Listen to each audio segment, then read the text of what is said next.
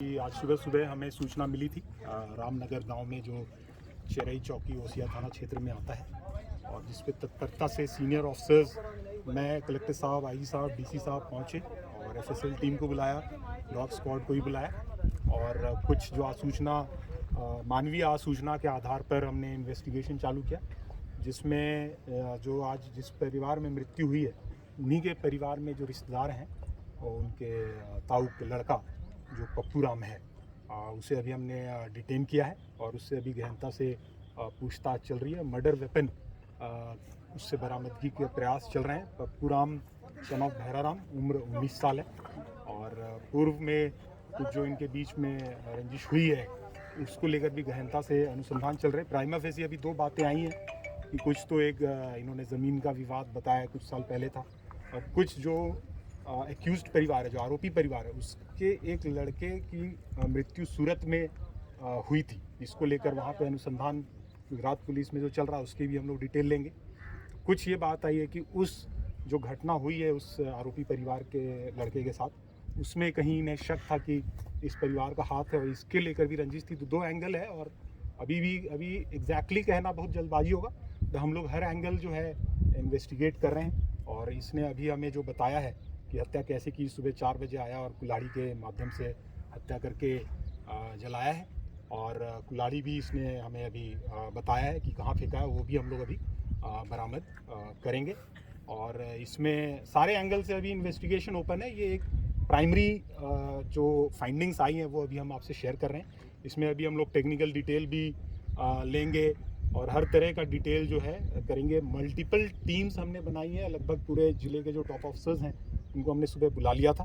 हर एक को अलग अलग टास्क दे के हर एक चीज़ें अभी भी हम लोग गहनता से करें। तो ये जो भी मैंने बताया प्राइमरी फाइंडिंग है और जैसे जैसे इन्वेस्टिगेशन में और डिटेल होंगे हम लोग आप लोग से अपडेट शेयर करते हैं। जलाया किससे था सर? जलाया किस पदार्थ से था, कुछ आइडिया लगा है? किचन में जो अभी इनफ्लेमेबल मटेरियल होता है, मतलब रसोई में, उस तरह की बात आई है। उसमें भी अभी उससे हम लोग बरामद करेंगे अगर कोई ज्वलनशील पदार्थ उसके पास। अच्छा सर, पप्पू राम आया था तो पप्पू राम बाहर कौन सो रहे थे, पहले किसको मारा, फिर अंदर गया, कैसे क्या थी पूरा? बाहर जो दोनों वृद्ध महिला और पुरुष थे उनको मारने की बात बता रहा है और अंदर वो जो उनकी बहू सो रही थी उसको मारने की बात बता रहा है और फिर बच्ची को भी उनके साथ जलाने की बात अभी बता रहा है। बट मैं बार बार आपसे ही कह रहा हूँ, ये हमारी प्राइमरी फाइंडिंग्स हैं।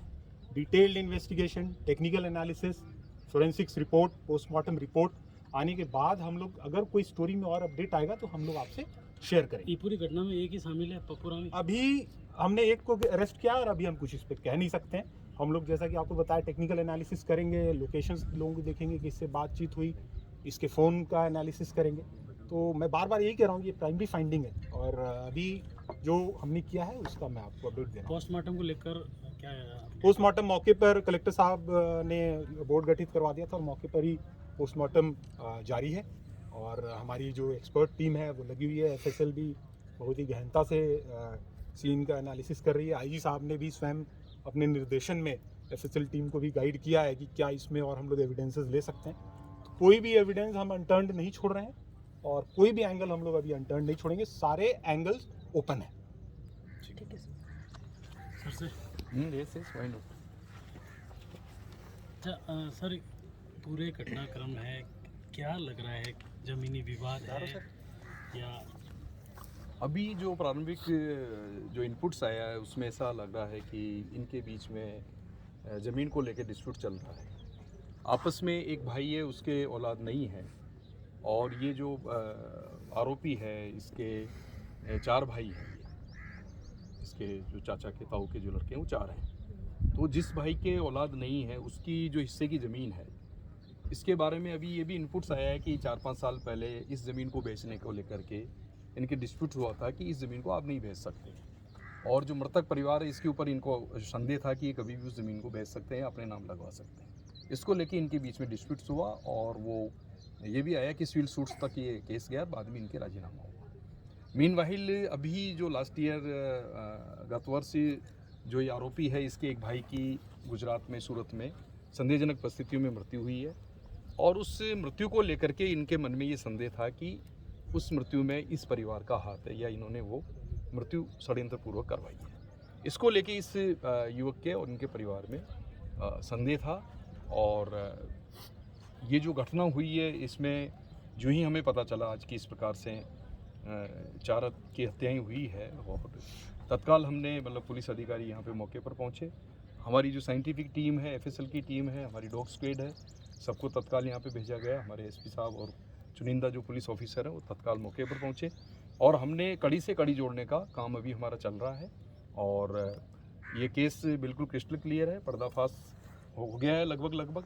और अब ये है कि इस घटनाक्रम में जो भी लिप्त लोग हैं उनकी कड़ियाँ जोड़ करके साइंटिफिक एविडेंस के आधार पर आगे बढ़ रहे हैं। अच्छा सर, पप्पूराम आया था रात को, कुल्हाड़ी से हमला किया, क्या कुछ उस समय उनसे कोई कहा सुनी या कुछ झगड़ा कुछ ऐसा हुआ था? प्राइमा फेसी अभी ऐसी चीज़ वो अभी सामने नहीं आई है। कुछ क्योंकि खरोंच सर उसके बॉडी पे, उसका एनालिसिस हम लोग उसका एनालिसिस करेंगे। कुछ खरोंच उसके बॉडी पे आया, देखेंगे Analysis- पहले का है कि घटना के समय का है। एनालिसिस करेंगे उसका कि किस प्रकार से इस षड्यंत्र में और कौन कौन लोग शामिल हैं और किस प्रकार से प्लान करके इन्होंने किया है।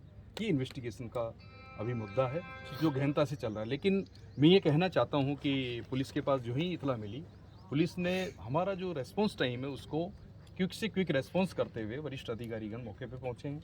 साइंटिफिक इन्वेस्टिगेशन एक सबसे बड़ी कड़ी होती है, उसके लिए हमने हमारी एफएसएल की टीम और हमारा डॉग स्क्वाड तत्काल यहाँ पे मूव करवा के यहाँ पे पहुँचा है।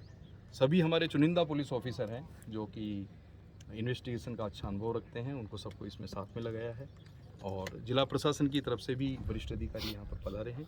जिला कलेक्टर तत्काल यहाँ पे पहुँचे हैं और डिविजनल कमिश्नर साहब भी यहाँ पहुँचे हैं और अब हमारी यही अपील है कि पुलिस अपना काम कर रही है और कानून व्यवस्था बनाए रखने में पुलिस का सहयोग करें।